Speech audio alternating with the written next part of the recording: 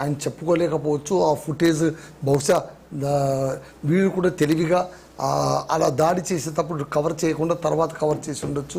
What ever maybe, but గట్టిగా అడగడం, గదమాయించడం, పైగా మీరు ఆ వాయిస్ చూడండి, నేను చెప్తున్నది వినండి, నేను చెప్పినట్టే వినండి అని గదమాయించేటువంటిది కూడా మనం చూసాం అక్కడ. సో ఈ మొత్తం మీద చూసుకుంటే ఇక్కడ ఎలా ఉంటుందంటే అదే ఒక వింత పోకడండి ఇది తూర్పుగోదావరి జిల్లా అనపర్తి అయింది. అనపర్తిలోనూ ఒక విలేజ్ అయింది. సో ఆ అనపర్తి నుంచి వచ్చినటువంటి వ్యక్తి అసలు చెప్పాలంటే కనుక ఆయన ఇంతకాలం మళ్ళీ సనాతన ధర్మాన్ని పరిరక్షించేవాడు అయ్యింటే కనుక ఇంతవరకు లైమ్ లైట్లో ఎందుకు రాలేదు? ఇప్పుడు అంతకుముందు ఏదో ఒక టీవీ ఛానల్లోనో రామాయణం గురించి దాని గురించి చక్కగా ప్రవచించాడు, చాలా విజ్ఞానంగా అంటే ఆయన చదువుకున్నవాడే. ఇక్కడ మీరు గమనించాల్సింది ఏంటంటే ఆయన ఇల్లిటరేట్ కాదు, ఈజ్ లిటరేట్, చదువుకున్నాడు. కాకపోతే ఆయన ఎంచుకున్న మార్గం ఆయన వరకు చాలా డేంజరస్ మార్గం, తెలియకుండా అయితే ఎంచుకోలేదు. నాకు అనిపిస్తున్నది ఏంటంటే ఇది ఒక ట్రెండ్ మనం క్రియేట్ చేద్దాం.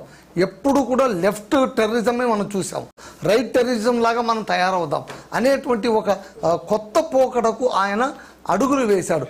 ఒకవేళ ఇది కనుక ఇలాగే ప్రబలితే మరికొన్ని ఆర్మీలు రావడంలో కూడా మనమేమి ఆశ్చర్యపోనక్కర్లేదు. ఇలాంటి ఆర్మీలు ఖచ్చితంగా వస్తాయి. ఏముందండి అందులో?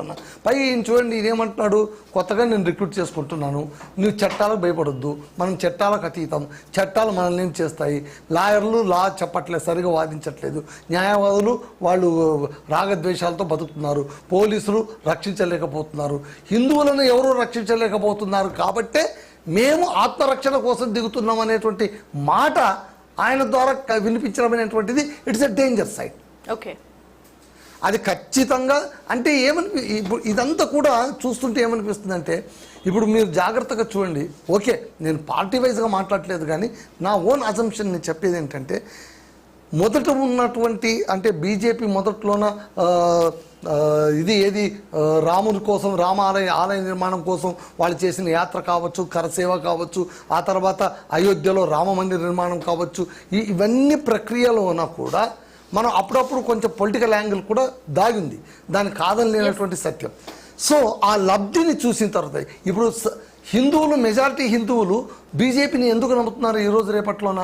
ఎందుకు అంటే కనుక వాళ్ళు తమ మతాన్ని రక్షించేవాళ్ళు, తమ మతాన్ని ముందుకు తీసుకెళ్లేవాళ్ళు, మా దేశంలో ఉంటూ మాకే రక్షణ లేనటువంటి ఒక పరిస్థితిని, మాకే రక్షణ కంటే కూడా ఉనికి కోల్పోతున్నటువంటి పరిస్థితి నుంచి వీళ్ళు మనల్ని కాపాడగలుగుతున్నారనేటువంటి భావనతో అందరూ అటు అడుగులు వేస్తున్నారు. కాబట్టి ఈరోజు బీజేపీ అప్రతిహతంగా ముందుకు వెళ్ళిపోతుంది.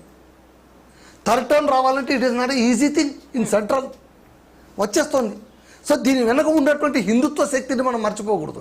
కాకపోతే ఈ బలాన్ని చూసుకొని అందరూ ఇప్పుడు పోలరైజ్ అయిపోతున్నారు, హిందువులంతా కూడా ఒకవైపు వచ్చేస్తున్నారు, మెజారిటీ పీపుల్ అంతా గుమిగూడుతున్నారు, మెజారిటీ పీపుల్ మెజారిటీ శక్తిగా దేశంలో ఎదుగుతున్నారు.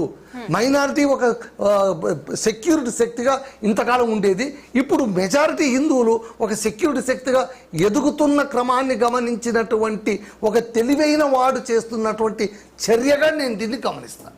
రైట్, అది నేను వీళ్ళ తప్పని చెప్పట్లేదు. వెన్ హీ సా ఓకే ఇవే ఏదో చాలా బాగున్నట్టుంది, ఇది ఇందులో నా ఓన్ యాంటిటీ ఉంటుంది, నాకు అంత ఇంత భయపడి డబ్బులు ఇస్తారు. ఇప్పుడు చూడండి, కింద కూర్చోబెట్టి మాట్లాడేవన్నీ చూస్తుంటే నక్సల్స్ ప్రజాకోర్టు నిర్వహిస్తున్నట్టు కనిపించదు మనకు. ఆ రిప్లికాను తీసుకున్నాడు అతను. Only the thing he's right activist అని చెప్పుకుంటున్నాడు. చేసేవన్నీ కూడా లెఫ్ట్ సంబంధించినటువంటి ఆ నక్సల్ కలర్ మొత్తం కూడా ఇక్కడ ఈ రాడికల్ మూవ్మెంట్ అంతా కూడా ఈ హిందుత్వ మతంలో తీసుకురావడానికి ప్రయత్నిస్తున్నాడు. ఇది రక్షించడానికైతే కాదు. మధుసూదన్ గారు, ఇప్పటికే హిందుత్వం అనేది రెండుగా స్ప్లిట్ అయింది. పొలిటికల్ గా ఒకటి అంటే దేవాదాయ శాఖ మా దగ్గరే ఉండాలని వాళ్ళ కూడా చూసాం, దేవాదాయ శాఖ ఉండకూడదు, టెంపుల్స్ అన్ని మా అండర్లో ఉండాలంటూ పెద్ద సభ చేశారు. అవి రెండు ఉన్నప్పుడు అది కాకుండా ఇప్పుడు కొత్త ఏమైపోతుందంటే ఒకటి చూసి మరొకటి అనేటువంటిది ఇక్కడ జరుగుతోంది. ఇప్పుడు ఎప్పుడైతే హిందుత్వ నినాదంతో బీజేపీ ముందుకు వెళ్ళి సక్సెస్ఫుల్గా సెంట్రల్లో బలమైన శక్తిగా అవతరించిందో అప్పుడు హైందవ శంఖారావం కూడా బలపడిపోతోంది. వాళ్ళు ఒక బహిరంగ సభ పెట్టుకున్నారు, బహిరంగ సభ పెట్టుకుని వాళ్ళ అజెండా వాళ్ళు ముందుకు తెచ్చారు. సో దాంతో అంటే ఏంటి, ఒక పెద్ద నదిలో ప్రవహిస్తున్న దీని వెంట కాలువలు, పిల్ల కాలువలు, ఇంకా పిల్ల కాలువలు తయారవుతున్నాయని నేను చెప్తున్నా. అది వీళ్ళకి సంబంధం లేకుండా ఉండొచ్చు, బట్ ఆరిజిన్ వాళ్ళు తీసుకుంటున్న స్ఫూర్తి మాత్రం ఇలా మనం చేయడానికి వీళ్ళు మా వెనుక హిందుత్వాన్ని ఒక మాట అంటే చాలు. ఇప్పుడు సార్ అంటున్నారు బీజేపీ దీనికి సపోర్ట్ చేయదు అని అంటున్నారు. ఏమో హిందుత్వాన్ని ఒక మాట అందాము, వాళ్ళు సపోర్ట్ చేస్తారో ఏమో, మన పని మనం చేసుకుందాం అనేటువంటి ఒక యాటిట్యూడ్ అక్కడ మనకు కనిపిస్తుంది. రైట్ అండి, రైట్. మన వారంలో జాయిన్ అవుతున్నారు విజయ ఆర్య గారు, బీజేపీ నాయకులు. నమస్తే అండి విజయ్ గారు. BRS sorry. రంగరాజన్ పై దాడిని మీరు ఎలా చూస్తున్నారు? దీనిపై ఏం మాట్లాడతారు? ఇది ప్రజాస్వామ్యానికి గొడ్డలి పెట్టు లాంటిదండి. ఎవరు చేసినా తప్పే అది. అయితే ఆల్రెడీ భారతీయ జనతా పార్టీ దాని మదర్ బోర్డ్ అయిన ఆర్ఎస్ఎస్ పుణ్యాన 100 సంవత్సరాలు 2025 నిండబోతుంది. నిండబోతుంది. ఆ సందర్భంగా ఈరోజు 3వ దఫా ప్రధానమంత్రిగా మోదీ ఉన్నారు. అంటే రామరాజ్యం ఉన్నట్టే కదండి. భారతదేశంలో రామరాజ్యమే నడుస్తుంది. వాళ్ళ కనుసన్నలోనే నడుస్తున్నప్పుడు ఇంకా కొత్త రామరాజ్యాన్ని నేను సృష్టిస్తా అని ఏదైతే అంటున్నాడో అది హాస్యాస్పదము.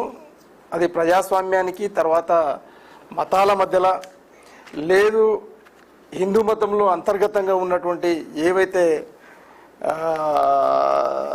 ఈగోస్కు సంబంధించినటువంటి సమస్యలు ఉన్నాయో అవి పేటరైపోతాయి. ఈరోజు ఎగ్జాంపుల్ మీకు చెప్తాను.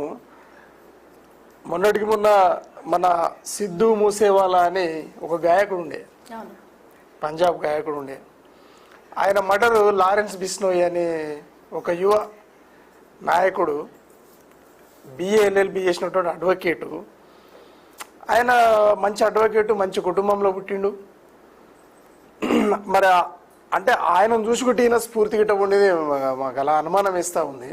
ఈరోజు లారెన్స్ బిష్నోయ్ ఈరోజు జైల్లో ఉండి శాసిస్తూ ఉన్నారు అనేది మనము మీడియా ప్రపంచం ద్వారా మనకు అర్థమవుతూ ఉన్నది. అలాగే ఆంధ్ర, తెలంగాణ రాష్ట్రాలలో ఈ విధంగా ఒక ముఠాను ఏర్పాటు చేసి తన గుప్పిట్లోకి భయభ్రాంతులను చూపెట్టి గుప్పిట్లోకి తెచ్చుకుందామనే ఆలోచనతోటి తను ఉన్నట్టున్నారు. అది బయటపడ్డది. అయితే మంచి నాయకత్వం ఉన్నప్పుడు, ఒక సమూహాన్ని ఏర్పాటు చేసే శక్తియుక్తులు ఉన్నప్పుడు ఆయన ఏదో మంచి కోసం చేయొచ్చు కదా. నీవు కోరుకున్న రామరాజ్యం ఇక్కడ ఆల్రెడీ 150 కోట్ల జనాభా ఉన్నటువంటి భారతదేశానికి ఒక రాజ్యాంగం ఉన్నది. ఆ రాజ్యాంగము అన్ని కులమత వర్గాలకు, ప్రాంతాలకు, లింగభేదాలు లేకుండా అతీతంగా చాలా సెక్యూర్గా ఈ ప్రపంచంలోనే మొత్తం రాజ్యాంగాలలో ఈరోజు ఐక్యరాజ్య సమితి ఏదన్నా సమస్యలు ప్రపంచంలో తలెత్తే